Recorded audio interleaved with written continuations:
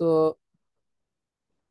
আচ্ছা, তো এবার এবার আমরা প্রতিবারের ন্যায় এবার আমরা একটু আহ, শয়তান থেকে পানা চাই, আল্লাহর শুক্রিয়া জ্ঞাপন করি, তারপর হচ্ছে আমাদের জ্ঞান বৃদ্ধি, এগুলোর জন্য আমরা দোয়া করে আমরা ক্লাসটি শুরু করব। أعوذ بالله من الشيطان الرجيم. بسم الله الرحمن الرحيم. ربي زدني علما. ربي زدني علما. ربي زدني علما. ربي يسر ولا تعسر وتمم علينا بالخير. رب اشرح لي صدري ويسر لي أمري واحلل عقدة من لساني يفقه قولي. তো এবার আমরা ক্লাসটা শুরু করি। আমরা আল্লাহ তাআলার কাছে আমাদের মুখের জড়তা হৃদয় প্রশস্ত করার জন্য আমরা দোয়া করে নিয়েছি, আলহামদুলিল্লাহ। তো এবার আমরা ক্লাসটি শুরু করি। আমরা গতকালকে যে ক্লাসটি করেছিলাম সেটার একটু সামারি দেখি। যে আরবি হরফ আমরা 29টি শিখেছিলাম, আলিফ থেকে ইয়া পর্যন্ত। আবার আমরা এটাকে রিভার্স করে শিখেছিলাম, ইয়া থেকে আলিফ পর্যন্ত। আবার এটাকে কলাম সারি এভাবে আমরা শিখেছিলাম। তারপরে হচ্ছে আমরা নোক্তা ছাড়া হরফ 14টি শিখেছি। এটাকেও আমরা রিভার্স, ক্লকওয়াইজ, অ্যান্টি ক্লকওয়াইজ দুদিকে আমরা শিখেছি। তারপর হচ্ছে নোক্তা সহ হরফ, সেটাও দেখেছি। নিচের নোক্তা দেখেছি। আহ, নুক্তা নিচের নুক্তা উপরে নুক্তা যুক্ত হরফ কয়টি, এগুলো দেখেছি। তো আজকে আমরা দেখব হচ্ছে যুক্ত বর্ণ দেখতে কেমন হয়। আমরা যে আরবি হরফগুলো আমরা যখন পড়তে যাই, আহ, আমপারা বা কায়দার মাঝের দিকে বা শুরুর দিকে, যে একটু সহজ সহজ থাকে, যে অক্ষরগুলো দেখলে বোঝা যায় যে এই অক্ষরটা হচ্ছে এইটার নাম এইটা, এটার নাম এইটা। তো যখন এগুলো মাঝে আসে, যুক্ত বর্ণের সাথে যুক্ত অবস্থায় আসে, তখন আমরা অনেকেই একটু ভয় পাই যে ই আল্লাহ, এটা কি আসলো, এটা কিভাবে উচ্চারণ করব, এটা কিরকম, এটা দেখতে কেমন। তো এই জিনিসটা যাতে একটু ভয় না আমরা পাই, তার জন্য হচ্ছে আমরা একটু চেষ্টা করব। অবশ্যই আমরা এটা খেয়াল রাখবো যে আমরা যেই অক্ষরগুলো শিখবো সেটা অবশ্যই চোখ দিয়ে দেখব এবং আওয়াজ দিয়ে বলবো, যাতে আমার কানে সেটা আমি শুনতে পাই। যখন আমি চোখ দিয়ে দেখবো, কান দিয়ে শুনবো, মুখ দিয়ে বলবো, তখন এটা আমার জেহেনে বসে যাবে। তো আলহামদুলিল্লাহ। তো আমরা অনেকেই এটা হয়তো বাসায় চেষ্টা করেছি। যারা আমরা চেষ্টা করিনি তারা অবশ্যই চেষ্টা করব। তো আর কথা না বাড়াই, তো আমরা সরাসরি চলে যাই আরবি যুক্ত বর্ণে। আহ, স্ক্রিনটা কি আরেকটু বড় করব না, হরফ দেখা যাচ্ছে? একটু যদি জানান কেউ।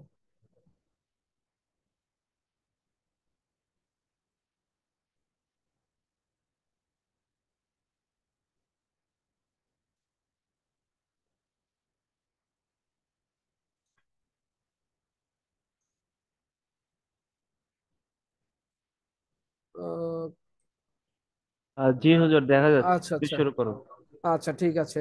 তো আমরা হচ্ছে দেখবো হচ্ছে আরবি যুক্ত বর্ণ, যে আরবি যুক্ত বর্ণগুলো দেখতে কেমন। তো আমরা যদি একটু দেখি, খেয়াল করি যে এটা হচ্ছে মূল বর্ণ। আমি এখানে লিখে দিয়েছি যে এটা মূল বর্ণ। এটা শব্দের শুরুতে, শব্দের মাঝে, শব্দের শেষে এককভাবে। আর আমরা যখন আরবি হরফগুলো আমরা পড়বো, যেমন ধরেন আমরা যদি একটা জিনিস উদাহরণস্বরূপ আমরা যদি চিন্তা করি, যে আমরা একবার যার সাথে পরিচিত হই, যার সাথে একটু ঘনিষ্ঠভাবে আমরা কথা বলি, তাকে যদি হাজারো মানুষের ভিতরে মানুষের ভিড়ে যদি দেখি, তাকে কিন্তু আমরা চিনতে পারি। কারণ তাকে আমরা মনে মনে কিছু আইডেন্টিফাই করে রাখি, যে সে দেখতে এই রকম, তার চুল বড়, তার চেহারাটা এরকম গোল, তার গায়ের রংটা এরকম, সে ফর্সা, সে কালো, এই ধরনের আমরা কিছু ডিটেক্ট করে রাখি। তো সেইটার মাধ্যমেই আমরা কিন্তু হাজারো ভিড়ের মাঝে তাকে দেখলেই চিনতে পারি যে না, সে ও, তার সাথে আমি কথা বলেছিলাম। হয় না এরকম যে আমরা তাকে পিছন থেকে দেখছি একরকম, আহ, সামনে যাওয়ার পরে দেখি যে না, এই লোকটা সেই লোকটা না, কারণ ওই যে পিছন দিক থেকে তার সাথে মিলে গেছে।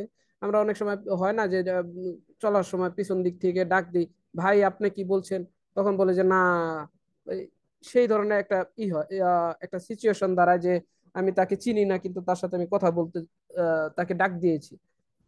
তো আমাদের আরবি হরফগুলো ঠিক ওইভাবে মনে রাখতে হবে। আমরা চোখ দিয়ে যখন দেখব, এটার খুঁটিনাটি সবকিছু দেখব, যে এটা দেখতে কেমন, এটা কিভাবে থাকে। এই বিষয়গুলো যদি আমরা দেখি, তখন কিন্তু আমাদের যুক্ত বর্ণগুলো যখন আমাদের আরবি হরফ আমরা পড়তে যাব, তখন কিন্তু আমাদের এই সমস্যাটি হবে না ইনশাআল্লাহ। তো আমরা এই যে দাগ দিয়েছি, আমি যে লাল মার্ক গুলো করে রেখেছি, মূল বর্ণ শব্দের শুরুতে, শব্দের মাঝে, শব্দের শেষে এককভাবে।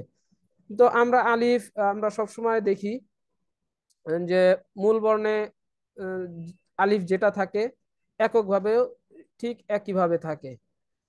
আবার আলিফ যখন শুরুতে থাকবে তখন সে এইভাবে থাকবে।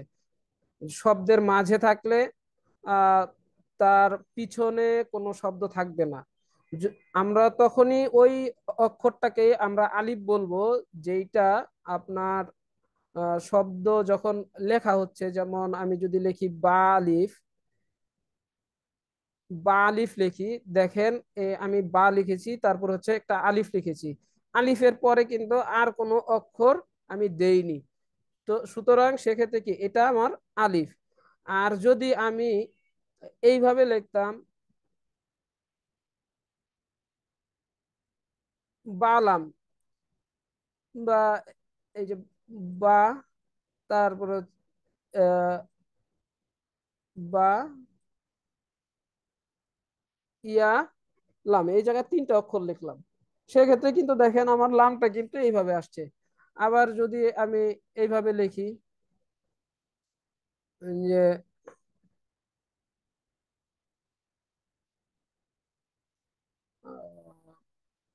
বা আলিফ, একটা দাল দিলাম, বা জালি দিলাম, দেখেন এই যে বা আলিফ জাল, আমি এই জায়গায় যে অক্ষরটা লিখেছি এটা হচ্ছে বা, তারপর হচ্ছে আলিফ, তারপর হচ্ছে কি জাল। এখন দেখেন এই জায়গায় কিন্তু আমি ছাড়া ছাড়া লিখেছি, একসাথে কিন্তু লিখিনি। একসাথে যদি জালটা এই আলিফের সাথে যুক্ত থাকতো তাহলে এটা হয়ে যেত কি লাম, সেটা হয়ে যেত লাম, সেটা কখনো আলিফ থাকতো না। আলিফ সর্বদা একা থাকে। যদি ওর সাথে যুক্ত কেউ থাকে তাহলে তার ডান দিকে থাকবে, আলিফের ডানে থাকবে, কখনোই বামে থাকবে না।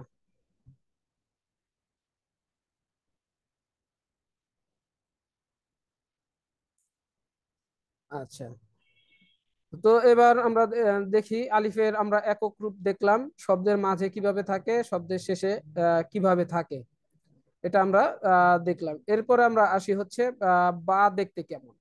আমরা মূল বর্ণে দেখি বা হচ্ছে এইটা, তারপর হচ্ছে শব্দের শুরুতে সে থাকবে। তার মানে হচ্ছে কি, বার শুরুতে যদি ডানে যদি কোনো অক্ষর না থাকে, বা দিয়ে স্টার্ট হয়েছে, আহ, তারপরে অক্ষরগুলো যুক্ত হয়েছে, সেক্ষেত্রে হচ্ছে ডান দিকে অক্ষরগুলো যুক্ত হয়েছে, সেক্ষেত্রে এটা বাটা এরকম থাকবে। শুধু মাথাটা আমরা দেখে চিনে নিব।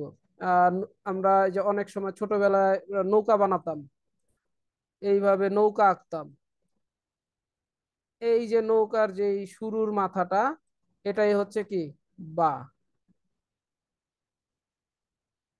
তারপর হচ্ছে বার মাঝের শব্দের মাঝে যখন বা ব্যবহৃত হবে, তখন শুধু আমরা দেখব যে এই এই প্যাটার্নের কিছু চিহ্ন দেখতে পাবো, যে এই প্যাটার্নের চিহ্ন দিয়ে যদি নিচে নোক্তা দেয় দুইটা, তাহলে এটা হবে হচ্ছে কি ইয়া। আর যদি ধরেন এটার উপরে তিনটা নোক্তা দেয়, তাহলে এটা হবে সা। এটার উপরে যদি দুইটা নোক্তা থাকে তাহলে হয়ে যাবে তা। নিচে একটা নোক্তা দিলে সেটা হবে কি বা। এটা হচ্ছে আমাদের এই একটা চিহ্ন দিয়েই আমরা কয়েকটা অক্ষর আমরা আইডেন্টিফাই করতে পারবো। একটা হচ্ছে তা, বা, তা, সা, ইয়া, চারটা অক্ষর আমরা একসাথে আইডেন্টিফাই করতে পারবো। সেটা কোন চিহ্ন? এই এই যে দাঁতওয়ালা একটা চিহ্ন, যার উপরে একটু চোক্কা থাকবে, চোক্কা ভাব। আচ্ছা, তো এরপরে আসি হচ্ছে বা শব্দের শেষে থাকলে কিরকম থাকবে। শব্দের শেষে থাকলে তার পূর্ণাঙ্গ যে রূপটা সেটাই সে নিয়ে ব্যবহার হয়, সেটা নিয়েই সে আসে।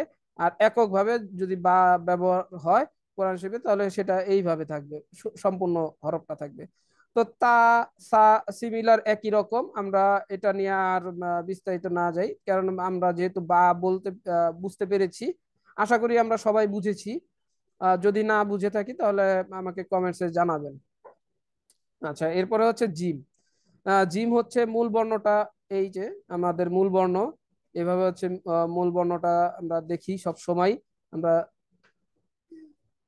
আহ, আচ্ছা, কেউ হয়তো একটু এটা এরকম কেন হচ্ছে, আমাকে একটু করবেন, শিওর করবেন যে যে এরকম স্লাইডের মাঝখানে এরকম আসতেছে কেন। সুজন ভাই। আমি এনএনটেশন একজনে করেছিলাম, আমি তাকে বের করে দিয়েছি, সমস্যা নেই, আপনি ক্লাস শুরু করে দেন। আচ্ছা আচ্ছা। আচ্ছা, যেই আচ্ছা, তো এবার হচ্ছে আমরা আহ, তা, সা একই রকম। এই যে হচ্ছে তা পূর্ণাঙ্গ মূল বর্ণটা, তারপর হচ্ছে শব্দের শুরুতে এইভাবে থাকবে, বার মতনই থাকবে, সিমিলার। সাও একই রকম। তা, তা, তা আমরা দেখছি একই রকম, কিন্তু এটা এর জন্য হচ্ছে আমি কিন্তু এই বিষয়টি আর দ্বিতীয়বার বললাম না। ঠিক আছে। তারপরে হচ্ছে আমরা যদি জিম দেখি, আমরা এবার আমরা জিমটা দেখি যে আমাদের জিম হচ্ছে সম্পূর্ণ হচ্ছে এরকম, যে মূল বর্ণটা যেটা আমরা জিম দেখতে ঠিক এইরকমই হয়, যে মাথাটা একটু আমরা গ্রামে অনেক সময় কোটার ভিতরে আম পারছি না, যে আম পাড়ার সময় যে আমরা যে একটা কোঠার মাঝখান মাথায় একটা কাঠি বেঁধে দেই, সেই কাঠিটাকে আপনি একটু ইমাজিন করেন, দেখতে পাবেন যে এই জিমের মতনই কিছুটা প্যাটার্ন চলে আসে। তো জিমের নিচে নোক্তা থাকে, কখনোই জিমের পেটে আমরা বলবো না, এটা আমরা কালকে শিখছি। তো জিমের নিচে এক নোক্তা, আর জিমের শব্দের শুরুতে এইভাবে থাকে। তার এই যে শব্দটা আমি একটু লেখি, তাহলে বুঝতে পারবেন। এই যে হচ্ছে জিম, এই জিমের এই নিচের টুক কিছু না, যা এই উপরের মাথাটা, এই মাথা দেখেই আমরা চিনবো যে এটা জিম না অন্য কোনো হরফ। যদি জিম হয় তাহলে নিচে নোক্তা থাকবে, যদি হা হয় তাহলে তার কোনো নোক্তা থাকবে না, আর যদি এটা খ হয় তাহলে সেটা হবে কি উপরে নোক্তা। তো এই মাথাটাই আমরা দেখে বুঝবো যে শব্দের মাঝে যখন থাকবে, তার শুরুতে একটা অক্ষর যুক্ত থাকবে। আর মাথাটা হচ্ছে সিমিলার একই রকম, যে মাথাটা আমি আপনাদের লিখে দেখিয়েছি, এটাই থাকবে। তারপর হচ্ছে শব্দের শেষে সম্পূর্ণ জিমটাই আহ, আপনি দেখতে পাবেন। কখনোই তাকে মাথা আপনার দেখতে হবে না, তো অবশ্যই তার সম্পূর্ণ শরীরটাকেই দেখতে পাবেন জিমের। তারপর হচ্ছে এককভাবে জিম কিভাবে থাকে, মূল বর্ণ যেটা এককভাবে ওই একই বর্ণটা থাকে। আচ্ছা, তারপর হচ্ছে আমরা নেক্সট আর একটা যুক্ত বর্ণে যাই, যে যে যুক্ত বর্ণর সাথে আমরা আর একটু পরিচিত হই, যে সেটা কিভাবে আহ, সেটা দেখতে কেমন। আচ্ছা, ও তো হা একই রকম, হা খ একই রকম, আহ, জিম, হা, খ, যেহেতু তারা একই প্যাটার্নের আরবি হরফ, তো সেক্ষেত্রে তাদের শব্দের শুরু, মাঝে, শেষে এককভাবে একই রকম প্যাটার্নের হয়ে থাকে। তারপর হচ্ছে দাল, দাল, জাল একই রকম একই প্যাটার্ন। তো জালের হচ্ছে আমরা আহ, দাল, জাল এটা বিভিন্ন কোরআন শরীফে আপনি এরকম দেখতে পাবেন, যে যদি সাধারণ যেই আমরা যারা কোরআন শরীফ পড়ি, সেই কোরআন শরীফে আমরা জালটাকে দেখতে পাবো কিছুটা এরকম। যদি আমি আউযু বিল্লাহ লিখি, আইন আউযু লিখি, তাহলে হচ্ছে জালটাকে এইভাবে পাবো কোরআন শরীফে। আর যদি আমরা হাফিজি কোরআন শরীফ পড়তে অভ্যস্ত বা অ্যারাবিক ছাপার যেই কোরআন শরীফ গুলো আছে নাদিয়াতুল কোরআন ছাড়া, সেই কোরআনে আমরা এই দালগুলোকে দেখবো হচ্ছে এইভাবে কিছুটা। তখন আমরা পড়তে পড়তে এই জিনিসগুলো আমরা শিখে যাব যে অরিজিনালি এটা আহ, দাল দালটা কিরকম, জালটা কিরকম, এটা দেখতে কেমন।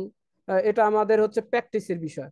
আমরা এই যে যুক্ত বর্ণগুলো যেগুলোর সাথে আপনাদের পরিচয় করিয়ে দিচ্ছি, এটা যদি আপনারা ইনশাল্লাহ প্র্যাকটিস করতে থাকেন, ইনশাল্লাহ আপনাদের যে ভয়টা কোরআন পড়ার, সেই ভয়টা ইনশাল্লাহ দূর হয়ে যাবে।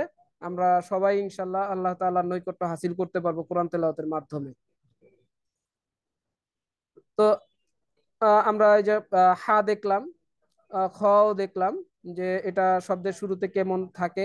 শব্দের শুরুতে আহ, শুধু মাথাটা থাকে, শব্দের মাঝে হার মাথা থাকবে, তার সাথে একটা অক্ষর যুক্ত থাকবে হচ্ছে ডান দিকে। হা শব্দের শেষে থাকলে সেটাও ডান দিকে অক্ষরটা থাকবে, বা দিকে হচ্ছে হাটা থাকবে। এককভাবে সম্পূর্ণ আমরা মূল বর্ণটাই পাবো। খ একই রকম।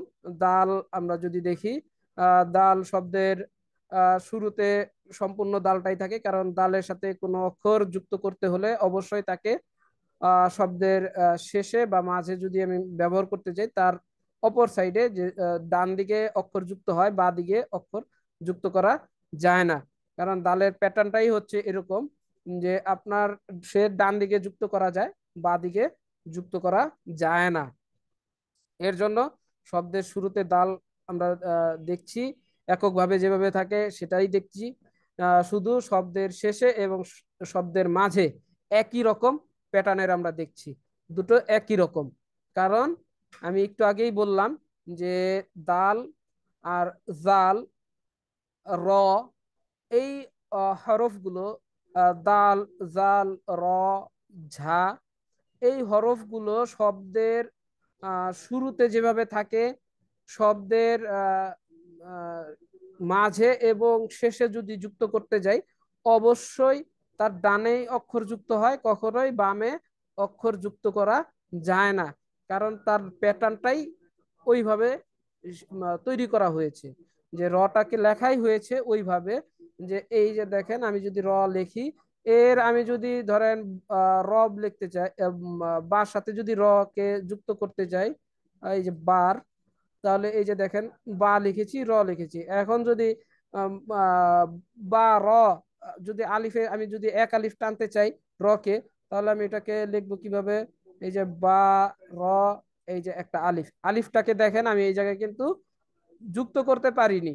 কারণ কি, তার হরফটা আমি যদি এখানে যদি যুক্ত করতে যাই, সেটা অন্য একটা হরফ হয়ে যাবে। এর জন্য আমরা দেখব যে র, জাল, দাল, ঝা, এই অক্ষরগুলো কখনোই শব্দের মাঝে কোনো অক্ষর যুক্ত করা যায় না, এটা এভাবেই থাকে। আমার কথা কি আপনারা বুঝতে পেরেছেন? তাহলে কমেন্টস করে জানাবেন, বুঝতে না পারলেও জানাবেন। স্যার, আচ্ছা। আচ্ছা, তারপরেও আমরা দেখি আরবি যুক্ত বর্ণের আর একটা প্যাটার্ন। সেই আরবি যুক্ত বর্ণ, এই যুক্ত বর্ণের ভিতরে আমরা দেখব হচ্ছে, আমরা তো আহ, ঝা পর্যন্ত বুঝতে পেরেছি সবাই। তো এবার হচ্ছে আমরা সিন দেখব, সিন, শিন, সদ, দদ। আমরা অবশ্যই এভাবে উচ্চারণ করার চেষ্টা করব যেভাবে আমরা কালকে শিখেছি। তো সিন, আমরা মূল বর্ণটা দেখি। মূল বর্ণটা এইরকম, মূল বর্ণটা দেখতে। তারপর হচ্ছে শুরুতে শুধু আমরা সিন, যেটা একটু লিখে দেখাই আমি। আহ সিন, এখন আমি যদি এই সিনের এতটুকু যদি আমি বাদ দিয়ে দেই, তাহলে কি বলা যাবে না এটা সিন?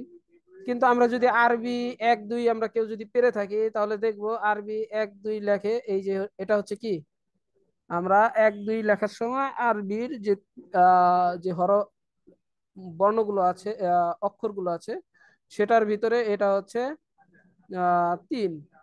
তো আমরা এই আহ, যে 3টা মাথা যে দেখব অক্ষরের, যে সিনের যে 3টা মাথা, এই 3টা মাথা দেখেই আমরা বুঝে নিব যে এটা হচ্ছে সিন। সেটা শব্দের শুরুতে থাক, শেষে থাক, মাঝখানে থাক, যেখানেই থাক, আমরা এই মাথা দেখেই চিনে নিব যে এটা সিন। যদি এইটার উপরে আহ 3টা নোক্তা দেই তাহলে এটা হবে হচ্ছে কি শিন। আর যদি নোক্তা না দেই তাহলে এটা হবে কি সিন। এটা হচ্ছে কি শব্দের মাঝে এইভাবে থাকে।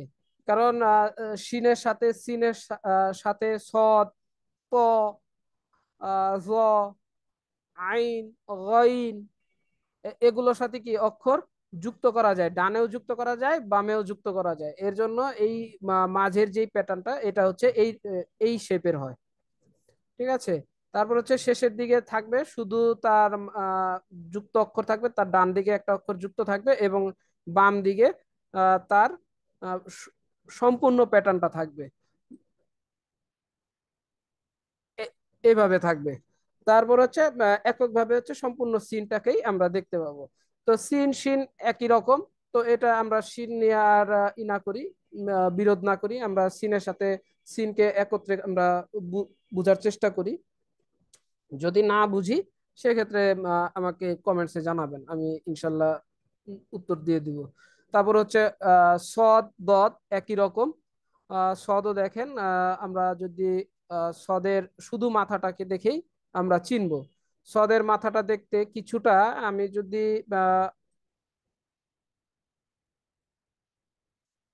আহ, সদের মাথাটা কিছুটা দেখতে আমরা অনেকেই মিষ্টি কুমড়া বা লাউ অনেকে চিনি, অনেকে খেয়েছি বা অনেকে পছন্দ করি না। অনেকে পছন্দ করি, অনেকের প্রিয় খাবার। আমাদের আল্লাহ রসুলেরও প্রিয় খাবার ছিল হচ্ছে লাউ। সেটাকে খুবই পছন্দ করতেন আমাদের আল্লাহ রসুল। সে লাউ খাওয়ার অনেক তাগিদ দিয়েছেন। তা আমরা অবশ্যই লাউটাকে আমরা খাবো, খাওয়ার চেষ্টা করব। যারা পছন্দ করি না তারা পছন্দ করার চেষ্টা করব। তো লাউ বা মিষ্টি কুমড়ার যে বীজটা থাকে ভিতরের, আমাদের সদের মাথাটা, তর মাথাটা ঠিক ওই বীজের মতন। ঠিক এরকম হয় হচ্ছে আমাদের সদের মাথাগুলো। তো এই সদ ইনশাল্লাহ আমরা দেখে, এই মাথা দেখেই চিনবো যে সদটা দেখতে কেমন। আর সদের শুরুতে যদি আহ, থাকে, সেটা হচ্ছে এভাবে থাকবে। সদের মাঝে থাকলে শুধু আমরা তার যে মাথাটা আছে সেটা দেখেই আমরা চিনবো, তার ডানেও একটা অক্ষর যুক্ত থাকবে, বামেও একটা যুক্ত থাকবে। তারপর হচ্ছে সদের শেষে শুধু মাথাটাই থাকবে। মাথা দেখেই আমরা চিনবো। সদের আমরা শব্দের শেষে যদি সদকে দেখি সেখানে মাথা থাকবে এবং তার যে সম্পূর্ণ যে প্যাটার্নটি নুনের মতন যেই বাঁকানো মাথাটা, সেটাও আমরা দেখতে পাবো। তারপরে এককভাবে সদ দেখতে এরকম। তারপরে আসি হচ্ছে আমাদের আরেকটু যুক্ত বর্ণের আরেকটা পার্টে। এখানে হচ্ছে আমাদের ত, জ। তো আমি একটু আগেই বলেছি যে ত এবং জ, যে ত, জ, সদ, দদ, যে অক্ষরের মাথাগুলো, এটা হচ্ছে কিছুটা ওই আমাদের লাউ এবং মিষ্টি কুমড়ার যে বীজটা আছে ওটার মতন দেখতে। তো আমরা একটু ইমাজিন করব, আমরা পড়ার সময় কিছুটা চিন্তা করব যে হ্যাঁ আমার এই প্যাটার্নটা তো এরকম। তাহলে ইনশাল্লাহ আমাদের আরবি হরফগুলো মাথায় গেঁথে যাবে এবং আমাদের এটা কখনো ইনশাল্লাহ আমরা ভুলবো না। আচ্ছা, তো ত দেখেন, আমরা ত দেখি মূল বর্ণটা হচ্ছে এরকম, যে মূল বর্ণটা দেখতে আহ, তো সম্পূর্ণই থাকে। শব্দের শুরুতে যদি ত ব্যবহার করা হয়, বা দিকে আর একটা অক্ষর এইভাবে যুক্ত থাকে। তারপর হচ্ছে শব্দের মাঝে ত, তটা থাকে। আমরা যদি শব্দের শুরুতে একটা হরফ যুক্ত করে দেই, যেমন বা, তর পরে যদি আর একটা হরফ যুক্ত করি, নুন। তারপর হচ্ছে তর শব্দের শেষে যেভাবে থাকে, শব্দের শেষে যদি আমরা যুক্ত করি আহ, যে সিন, সিনের সাথে আমরা তকে যুক্ত করে এভাবে লিখতে পারি। তারপর হচ্ছে এককভাবে হচ্ছে ত এইভাবেই থাকে। আচ্ছা, জ একই রকম। এবার আসি আমরা আইনের দিকে। আইন, দেখেন আইন সম্পূর্ণটাই আমরা যেভাবে শিখেছি একটা বর্ণ সেভাবেই থাকে। তারপর হচ্ছে আইন শব্দের শুরুতে যদি আমি এখন আইনের সাথে যদি আরেকটা হরফ যুক্ত করে দিই, দেখেন আহ, আন। তারপরে হচ্ছে আইন শব্দের মাঝে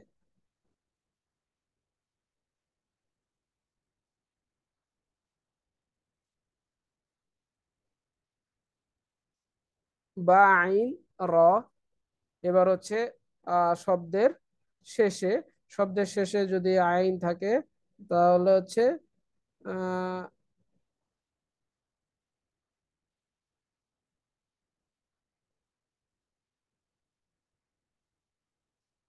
কাফলাম আইন। এভাবে হচ্ছে আমাদের অক্ষরগুলো থা- থাকে আইনটা। তারপর হচ্ছে এককভাবে আইন, গয়নও একই রকম। এবার আমরা আসি ফার দিকে।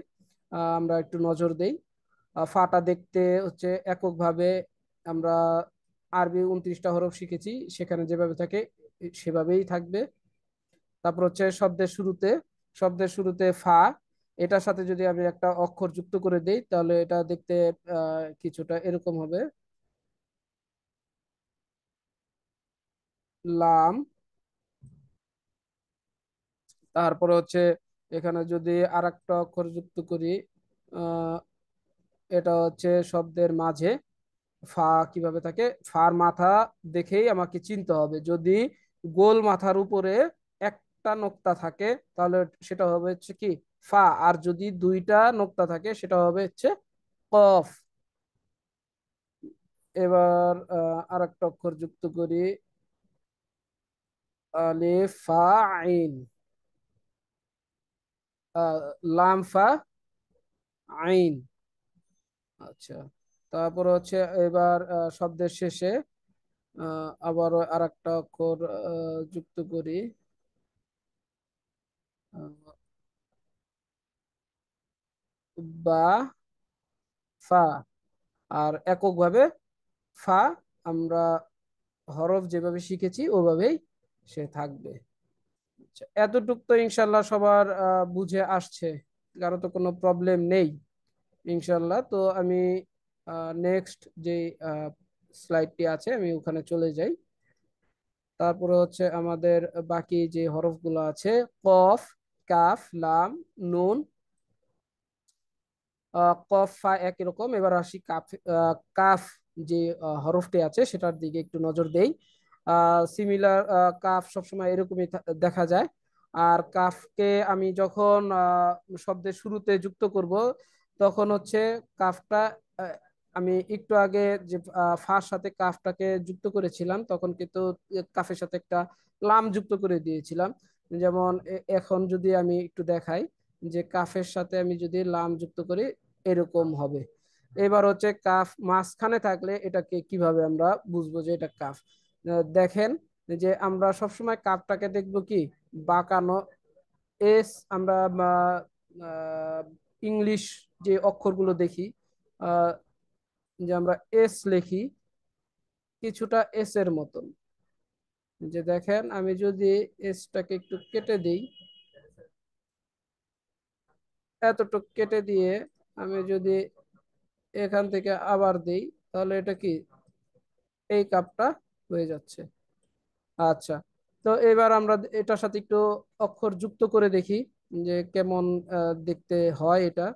এটার সাথে আমরা লাম দিলাম, তারপর হচ্ছে সিন, কাফ, বা।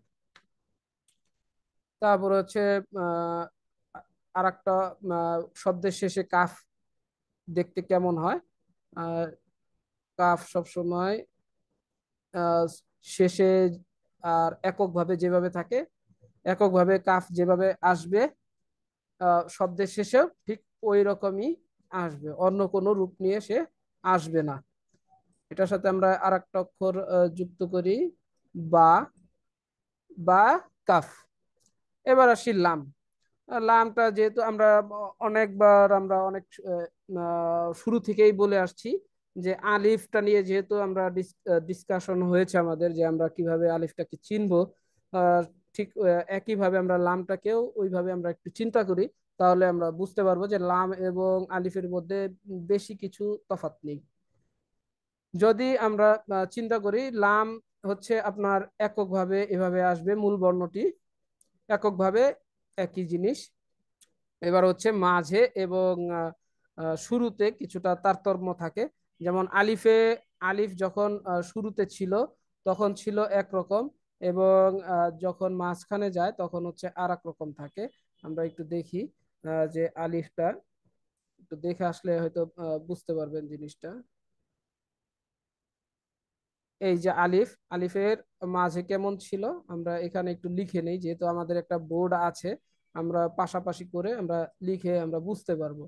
আলিফটা মাঝে ছিল হচ্ছে আমাদের এইভাবে, এবং আলিফ শব্দের শেষে ছিল এইভাবে, একই রকম ছিল, একই প্যাটার্নের ছিল। আচ্ছা, এবার আমরা একটু চলে আসি যে আমরা যে লামটা নিয়ে যে ডিসকাশন করছিলাম, সেটা নিয়ে আমরা একটু চলে আসি সেখানে। এই যে দেখেন যে, সরি চলে গেছে, লাম আলিফটা ছিল কিভাবে, এইভাবে শব্দের শুরুতে, শব্দের মাঝেও ছিল এইভাবে।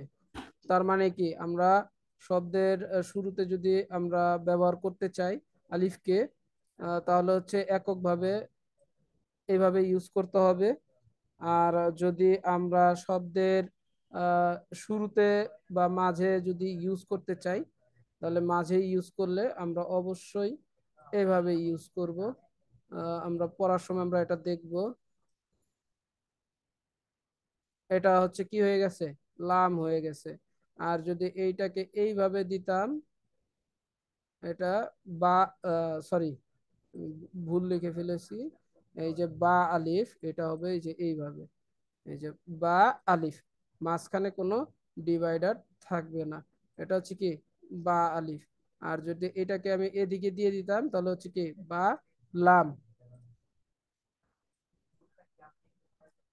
তো এই লামের এখন আমরা যদি এখানে একটু অক্ষর যুক্ত করি তাহলে দেখতে পাবো এই যে উম, লাম, বা, এর ডানে যদি অক্ষর যুক্ত করি সিন,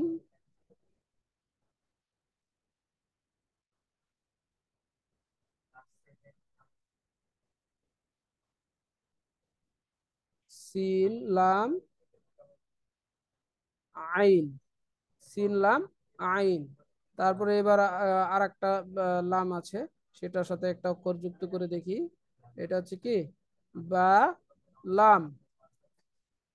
তো এবার আসি মিমে, যে মিম দেখতে কেমন। মিম শব্দের শুরুতে এইভাবে থাকবে, মিম সিন আইন। আমরা আহ, অক্ষরগুলো একটু দেখি, মিমের সাথে একটা সিন যুক্ত করে দেই, সিন, তারপর হচ্ছে আইন, মিম সিন আইন। তারপর হচ্ছে এই জায়গায় হচ্ছে মিম আছে, মিমের ডানে এবং বামে দুটো অক্ষর আমরা যুক্ত করতে পারবো। এটা হচ্ছে মিমটা মাঝে থাকবে। অবশ্যই মিম এবং হা, যে আমাদের যে আরবি হরফ ছোট হা যেটাকে আমরা বলি সব সময়, হা এরকম হয়, হা। আর একটা হা হয় হচ্ছে এইভাবে,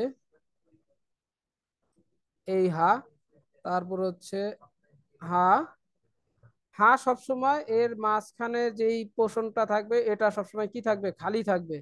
আর মিম যখন থাকবে, মিম এইভাবে মিশানো থাকবে, তার মাথাটা কি থাকবে না, ফাঁকা থাকবে না। এটা সবসময় পূর্ণ থাকবে, যুক্ত অবস্থায়। এটা দেখেই আমরা বুঝতে পারবো যে কোনটা মিম কোনটা হা। এটা নিয়েও আমাদের ভয় নেই ইনশাল্লাহ। আমরা সব আল্লাহর নামে শিখছি যেহেতু, ইনশাল্লাহ আমাদের আল্লাহ তাআলা আমাদেরকে বারাকা দান করবে আমাদের পড়ার মাঝে। তারপরে আমি যুক্ত মিমে আমি কিছু অক্ষর যুক্ত করে দেখি এটা দেখতে কেমন হয়। আহ,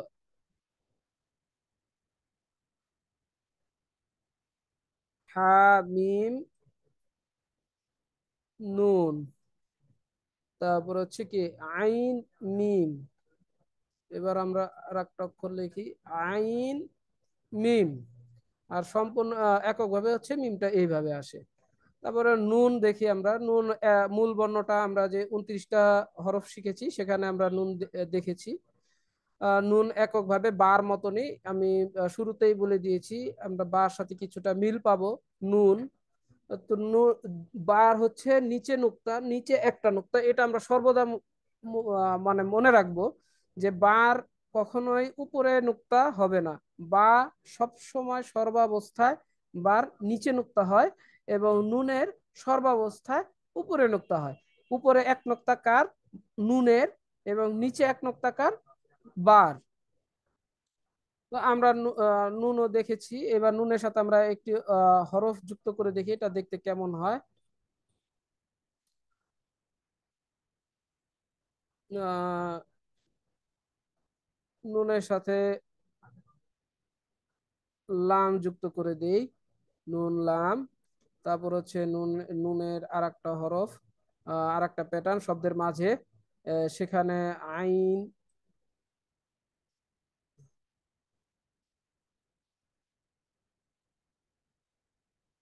আইন নুন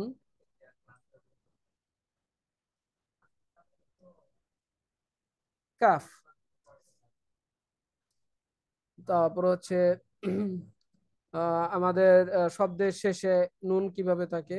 আহ, এই যে এককভাবে নুন চলে আসছে সম্পূর্ণ নুনটি, এটার সাথে আমরা একটা অক্ষর যুক্ত করি আইন নুন। তারপর হচ্ছে এককভাবে যে আমাদের মূল বর্ণ যেটি ছিল সেটি এককভাবে আসে। তারপরে হচ্ছে আমাদের আরো কিছু যুক্ত বর্ণ আছে, আমরা তার সাথে একটু পরিচিত হই। এই যে হা, আমি কিছুক্ষণ আগেই বলেছি যে হা শব্দের শুরুতে শেষে এককভাবে যে আসে সেটা এইভাবে আসে। সব সময় তার মাঝে কি থাকে? ফাঁকা থাকে। শব্দের শেষে আসবে হচ্ছে এইভাবে। যেমন আমরা যদি আল্লাহ শব্দটি লিখি, আল্লাহ, আলিফ লাম আলিফ হা, আলিফ লাম লাম আলিফ হা। এই যে যে হাটা, এই হাটা হচ্ছে কি আল্লাহ শব্দে ব্যবহৃত হয় বেশি। আমরা কোরআন শরীফে আমরা অসংখ্যবার এই হাটা পাবো, অসংখ্য জায়গায় এই হা পাবো, এই হা পাবো।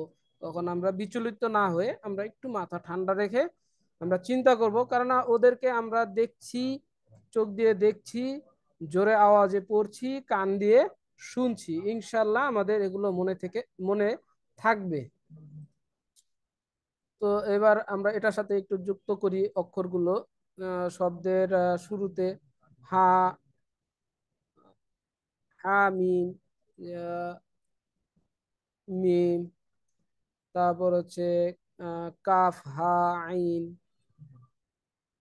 কাফ হা আইন। তারপর হচ্ছে উম, লাহু, এই যে লাম দিয়ে দিলাম লাহু। তারপরে ওয়া দিয়ে দিলাম হুয়া, এককভাবে, যদিও এককভাবে এটা আসছে। হার সাথে আর একটা অক্ষর যদি ওয়া দিয়ে দিই তাহলে সেটা হুয়াও হয়ে যায়। আচ্ছা, তারপরে এই যে ওয়া দেখি আমরা, ওয়ার সাথে ওয়া দেখতে কেমন? মূল বর্ণটি আমরা 29 হরফে দেখেছি, শব্দের শুরুতে ওয়া এভাবেই আসে। তারপরে হচ্ছে শব্দের মাঝে ওয়ার সাথে রর মতনই কোনো অক্ষর যুক্ত করা যায় না, এটা শব্দের শুরুতেই সবসময় যুক্ত শব্দের শেষেই সবসময় যুক্ত হয়, সে যদি মাঝেও থাকে হরফটা, তবুও তার সাথে কি অন্য আর একটা অক্ষর যুক্ত করা যায় না। যেহেতু এটা মাঝে আছে, আমি মাঝে আর একটা শব্দ লিখি, ও। তারপর হচ্ছে এটার সাথে একটা ইয়া যুক্ত করে দিই, আহ, আ ও, আলিফ লিখি,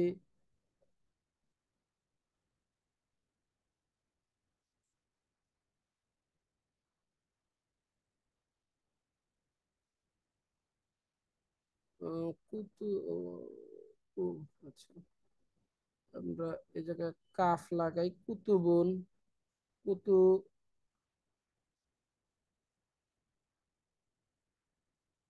যদিও লিখতে খুব কষ্ট হচ্ছে, কুতুবুন।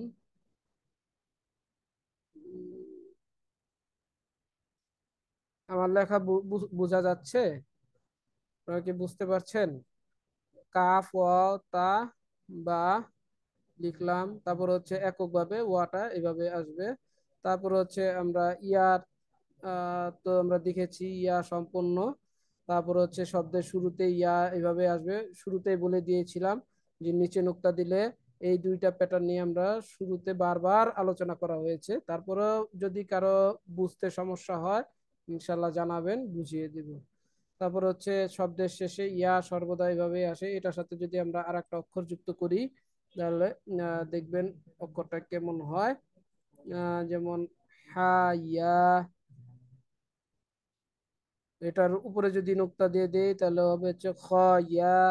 জিমের নিচে এই খ, যদি উপরের নোক্তাটা মুছে দিই, মুছে দিয়ে নিচে যদি নোক্তা দেই তাহলে হবে হচ্ছে কি জিম, ইয়া।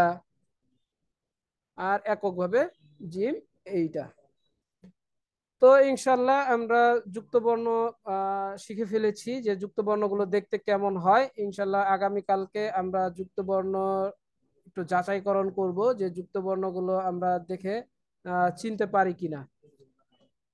তো এবার আমরা আসি আমাদের ধারাবাহিকভাবে আমরা যে আমাদের ক্লাসের প্রায় শেষ মুহূর্তের দিকে চলে এসেছি।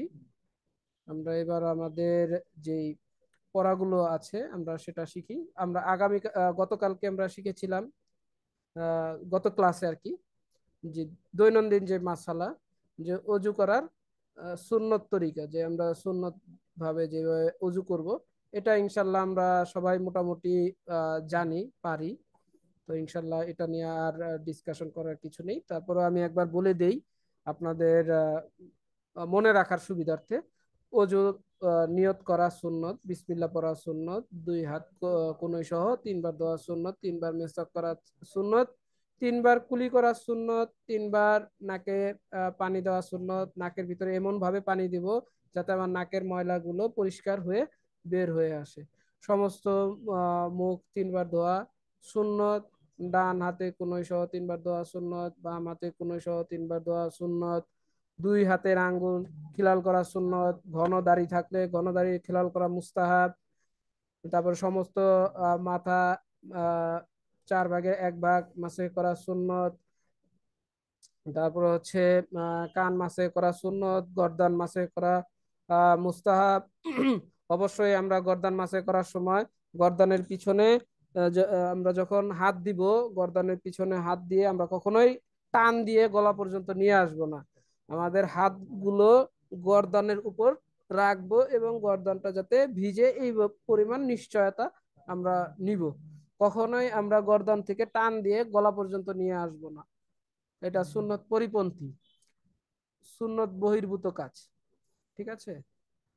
আমার অজু হবে না এই ধরনের কোনো কথা না, অজু হয়ে যাবে কিন্তু সুন্নত খেলাফ হয়ে গেল। তারপরে হচ্ছে ডান পায়ের টাকনু সহ তিনবার ধোয়া সুন্নত, বাম পায়ের টাকনু সহ তিনবার ধোয়া সুন্নত। এবং টাকনুগুলো যখন আমরা ধুবো অবশ্যই টাকনুর উপর পর্যন্ত ধুবো যাতে টাকনুটা পানি দিয়ে ভিজে, এটা নিশ্চিত করব। তারপরে দুই পায়ের আঙ্গুল খিলাল করা সুন্নত। এবার আসি হচ্ছে আমাদের দৈনন্দিন আজকের যে নতুন পড়াটা, অজুতে চার ফরজ। আমরা সবাই অজু করতে কম বেশি পারি ইনশাআল্লাহ, যেহেতু আমাদের নামাজ পড়তে হয়, কোরআন শরীফ তেলাওয়াত করতে হয়। আমাদের আমাদের অজুর মাধ্যমে হচ্ছে আমরা পবিত্রতা অর্জন করি। তো আমরা ছোটবেলা থেকেই কম বেশি আমরা সবাই অজু করতে জানি। তো অজুর চার ফরজ আমরা ছোটবেলায় শিখেছি, অনেকের হয়তো মনে আছে, অনেকের মনে নেই। তো সে প্রেক্ষাপট থেকে আমরা আবার একটু মনে করার চেষ্টা করি যে অজুতে চার ফরজ: সমস্ত মুখ ধোয়া, দুই হাতের কনুই সহ ধোয়া, মাথা মাসেহ করা, দুই পায়ের টাকনো সহ ধোয়া। এই চারটা ফরজ হচ্ছে আমার অজু করতে হবে, অজু করতে লাগে। আমরা অজু করার সুন্নত তরিকার ভিতরে আমরা দেখেছি মুখ ধোয়া, দুই হাতের কনুই সহ ধোয়া, মাথা মাসেহ করা, তারপরে দুই পায়ের টাকনো সহ ধোয়া। এগুলো হচ্ছে কি আমার অজুর ফরজ। এগুলো যদি এই চারটার ভিতর থেকে যে কোনো একটা ছুটে যায়, তাহলে কি আমার অজু হবে না। তো এটা আমরা ইনশাল্লাহ সবাই মনে রাখবো, যেহেতু ফরজ কাজ। ফরজ সবসময় কি সুন্নত থেকে অগ্রাধিকার বেশি। আগে ফরজ, তারপরে হচ্ছে সুন্নত। যেহেতু আমাদের ফরজ বলছে যে সমস্ত মুখ ধুইতে হবে, এবং সুন্নতও বলছে সমস্ত মুখমণ্ডল ধোয়া। এই জায়গায় একটা সীমা বলে দিয়েছে, চুলের গোড়া থেকে থুতনির নিচ, এক কানের লতি থেকে অপর কানের লতি পর্যন্ত। এটা হচ্ছে কি সুন্নতের নির্ধারিত একটা বাউন্ডারি দিয়ে দিয়েছে, যে আপনার আল্লাহ, যে আমরা যে অজু করতে গেলে যে আমরা যে ফরজ চারটা আছে, সে ফরজ চারটার ভিতরে কিছু সীমা বেঁধে দিলে এই ফরজটা পুঙ্খানুপুঙ্খানু আদায় হয়ে যাবে। এর জন্য হচ্ছে সুন্নতে ওইভাবে শিখানো হয়েছে। আচ্ছা, ইনশাল্লাহ আমাদের অজুর ফরজ নিয়ে ইনশাল্লাহ কারো কোনো দ্বিধাদ্বন্দ্ব নেই। ইনশাল্লাহ আমরা সবাই বুঝতে পেরেছি। যদি বুঝতে না পারি বা বুঝে থাকি, তো সবাই আমরা একটু কমেন্টসে বলে দেই যে আমরা বুঝতে পেরেছি কিনা।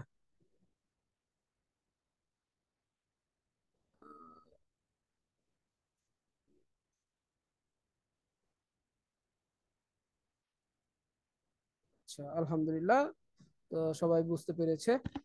আচ্ছা, এবার আসি হচ্ছে আমরা মাসনুন দোয়ায়। আমরা গত ক্লাসে আমরা শিখেছিলাম আহ, ইস্তেঞ্জা থেকে ইস্তেঞ্জা প্রবেশের পূর্বের দোয়া। তো এবার আমরা আজকে শিখবো হচ্ছে ইস্তেঞ্জা হতে বের হয়ে দোয়া পড়া। কোন দোয়াটা পড়তে হবে সেটা আমরা দেখবো। আলহামদুলিল্লাহ, আলহামদুলিল্লাহিল্লাযী, এই জায়গায় হচ্ছে আল্লাহ শব্দটা আছে। আলহামদুলিল্লাহিল্লাযী আযহাবা আন্নিল আযা ওয়া আফানি ওয়া আফানি।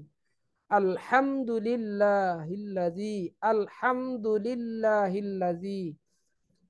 এই জায়গায় হচ্ছে হা, আল্লাহ শব্দের তো তাসদিদ আছেই, এবং হার পরে যুক্ত লামে আল্লাহর উপরে কি আছে, তাসদিদ আছে। এর জন্য কি হাটা আল্লাহ শব্দের হা, এবং লামে আল্লাহর যে লামটা আছে তার সাথে যুক্ত হয়ে আলহামদুলিল্লাহিল্লাযী আযহাবা আন্নিল আযা আন্নিল আযা ওয়া আফানি। এটা হচ্ছে বাথরুম থেকে বের হয়ে, স্টেঞ্জা থেকে আমাদের জরুরত শেষ করে আমরা ডান পা দিয়ে বের হব, বের হয়ে তারপরে হচ্ছে এই দোয়াটি করব। ইনশাল্লাহ আশা করি সবাই বুঝতে পেরেছেন। আচ্ছা, তো এবার হচ্ছে গত ক্লাসে আমরা শিখেছিলাম হচ্ছে সূরা ফাতিহা, যে কিভাবে সূরা ফাতিহা তেলাওয়াত করব, আমরা একটু মশক করেছিলাম। তো আজকে তার ওই নেই, আমরা আজকে হচ্ছে সূরা ফিলটি মশক করব ইনশাল্লাহ। তো আমরা আমার সাথে সাথে বলার চেষ্টা করবেন সবাই। أعوذ بالله من الشيطان الرجيم. بسم الله الرحمن الرحيم. ألم تر كيف فعل ربك بأصحاب الفيل؟